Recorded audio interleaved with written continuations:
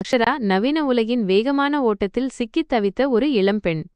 மென்பொருள் துறையில் வேலை வார இறுதி நாட்களில் சமூக வலைத்தளங்களின் சத்தம், நண்பர்களுடன் கேளிக்கைகள் என அவள் வாழ்க்கை எப்போதும் பரபரப்பாகவே இருந்தது. ஆனால் இந்த வெளிப்புற சந்தோஷங்களுக்கு பின்னால் ஒருவித சோர்வும் மன அமைதியின்மையும் அவளை வாட்டி எடுத்தன. அவளது முகத்தில் புன்னகை இருந்தாலும் கண்களில் ஒருவித தேடல் ஒளிந்திருந்தது. ஒருநாள் இணையத்தில் சாதாரணமாக உலாவிக் கொண்டிருந்தபோது ஒரு மலைப்பிரயாண குழுவின் விளம்பரத்தை பார்த்தாள். நகரத்தின் சத்தத்திலிருந்து விலகி சில நாட்கள் அமைதியான சூழலில் இருக்க வேண்டும் என்ற எண்ணம் அவளுக்குள் ஏற்பட்டது. தயக்கத்துடன் தான் இருந்தாலும் அந்த பயணத்திற்கு பதிவு செய்தாள்.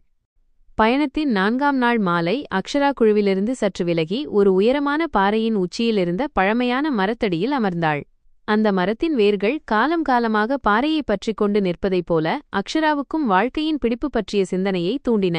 கீழே ஒரு நதி அமைதியாக வளைந்து நெளிந்து ஓடிக்கொண்டிருந்தது. அதன் கரைகளில் பசுமையான மரங்கள் அடர்ந்து காணப்பட்டன. மேற்கில் சூரியன் மெல்ல மெல்ல மலைகளுக்குப் பின்னால் மறைந்து வானம் முழுவதும் ஆரஞ்சு மற்றும் ஊதா நிறத்தில் வண்ணஜாலம் புரிந்தது.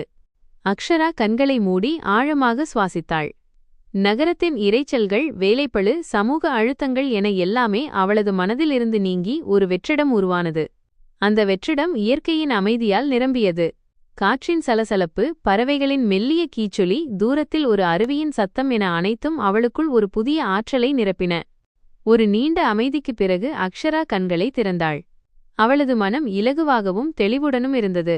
இவ்வளவு நாட்களாக அவள் தேடிக்கொண்டிருந்த அமைதி இந்த இயற்கையின் மடியில் கிடைத்ததை உணர்ந்தாள். இந்த அனுபவம் அவளுக்குள் ஒரு புதிய அத்தியாயத்தை தொடங்கியது. இனி அவள் தனது வாழ்க்கையின் பரபரப்புக்கு மத்தியிலும் இயற்கையுடன் நேரம் செலவிடுவதன் முக்கியத்துவத்தை புரிந்து உள் அமைதியை பேண வேண்டும் என உறுதி பூண்டாள். இந்த படம் மற்றும் கதை இயற்கை அளித்த அமைதி மற்றும் மனத்தெளிவு என்ற கருத்து